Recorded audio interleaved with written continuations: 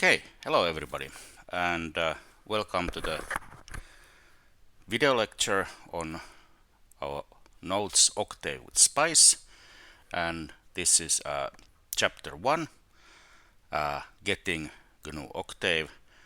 So something about the versions. So I will be using myself Octave version 6.2.0. So this was released on February. So there are actually a newer version 6.3.0. I haven't updated to that, but I mean these introductions should be pretty much the same. I don't think there are much differences between these versions. So if you have for some reason already an older version of GNU Octave installed, it will probably work just fine. If it's not too old. I mean, if it's something like 10 years old, then there are some annoying differences with the glpk function that we are using, but if it's just a couple of years old, then I believe it will work just fine. So there is probably no reason to update your GNU Octave for the purpose of this course, operations research. And well, of course, on the other hand, there is absolutely no reason not to update into the latest version, although I didn't do it. Sorry about that.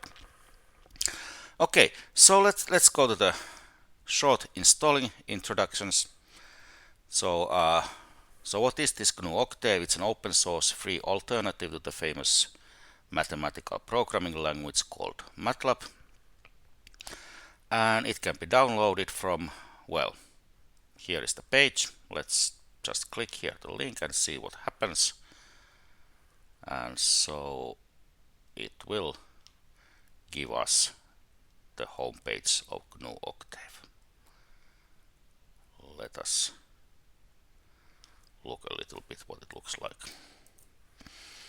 And so here you can of course find basically everything, what it's about, download and support. I mean, these are probably the most important things for you. Okay. I've just mentioned a little about for Windows users. So there are actually installers for GNU Octave, so nothing could be easier. So here is actually a direct link from the for the Windows installer. So if you click here, then you get a page something like this. So there are Windows 32 and Windows 64 basically. I mean 32-bit is, they are old computers. You probably should not use these. So this is Octave 6.3.0 Windows 63 install exe. You download it and run it, and it should just work just fine. So if you're a Mac user, then if you are familiar with this kind of stuff called homebrew and Mac ports, to be completely honest, I don't know what they are. Well, I can have a guess, but I don't use Mac. But Mac users, if you know what they are, you can apparently find an installer that way. If you don't have these systems, then there are in this link, let's click it, there are some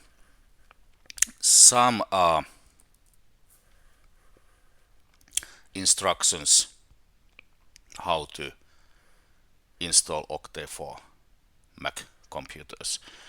As I said, I don't use Mac, so I cannot probably help you too much how to do this. In the recent years, students have been able to install the GNU Octave for Mac. Apparently there sometimes have been some problems. Let's hope that it works. If not, please ask me during our weekly Zoom sessions, and then let's hope that there is some Mac user there who has been able to do this, and he or she will then help us. Okay, that's for Mac. Then, okay, if you are a Linux user, well, it depends on your distributions. This is typically easy. For example, here, if you click, there are something like Arch Linux Debian or Debian based. So for example, if you have Ubuntu, you can just issue these commands. In Ubuntu also, you can look at the software center. Well, I have Ubuntu, why don't I show you? So if I open here Ubuntu software and search for Octave, it actually shows here. And well, I have installed this already. So if you haven't installed, then there is this install button there. And this is actually the reason why I use the 6.2, not 6.3, because they haven't done an Ubuntu version yet for the 6.3, and yeah, that's the reason, if you were wondering. Okay, what else?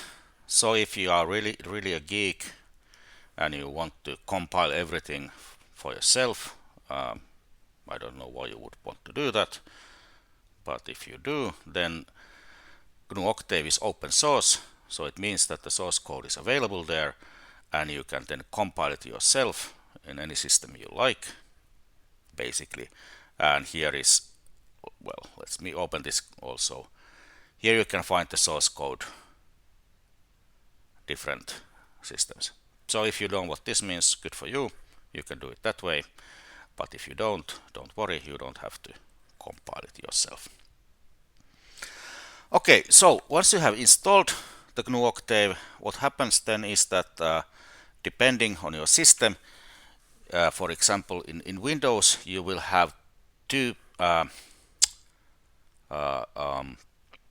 icons probably on your desktop or somewhere in your menu, and they are Octave GUI and Octave CLI. So GUI means graphical user interface and CLI means command line interface.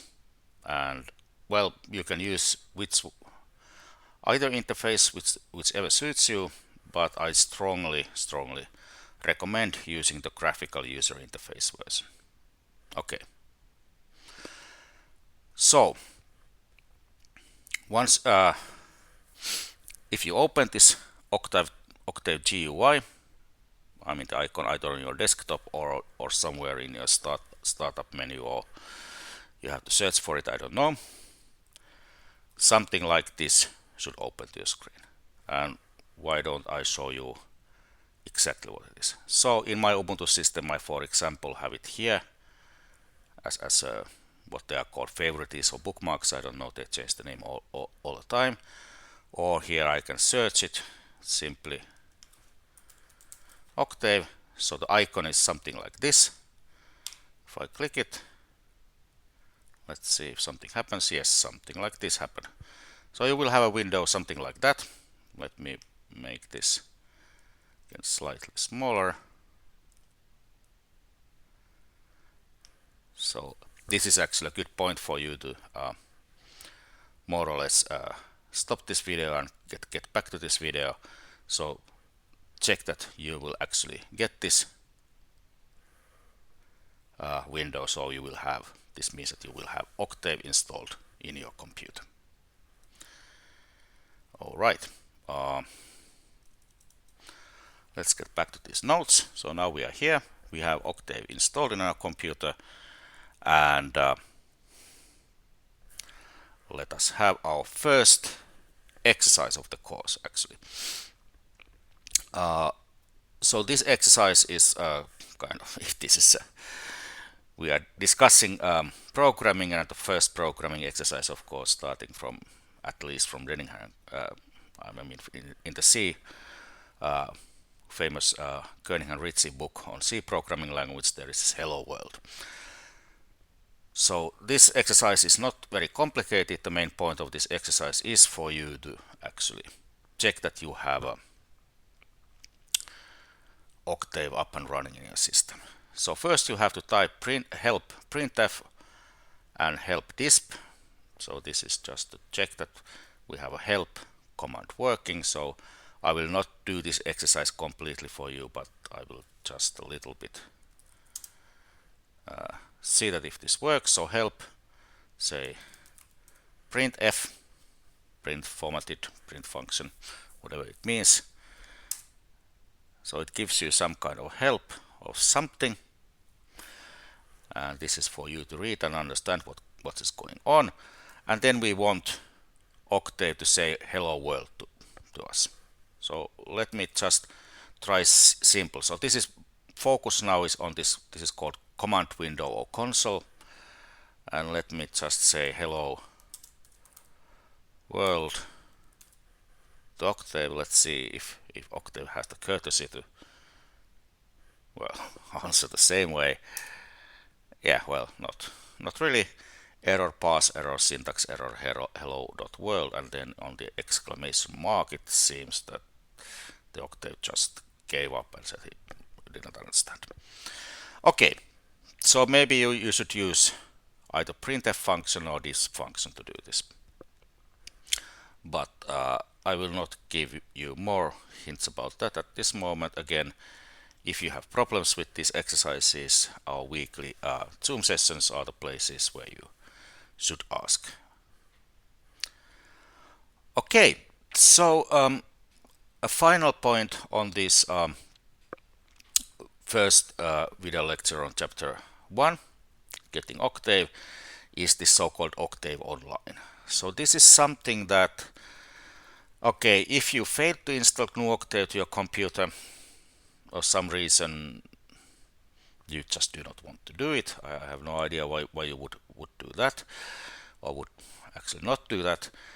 There is an Octave Online version, so you can use Octave Online, and let me show you how it looks like. So here is the link for that. Okay, so this is the kind of thing you get, and let me actually put a full window here so you don't see my face, but maybe that's only for the best. Oh, actually it's on the top. Okay, I'll hide it.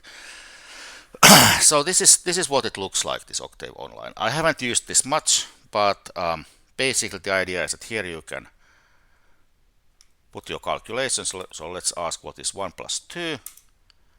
It gives ans. So ans means answer. Answer is 3.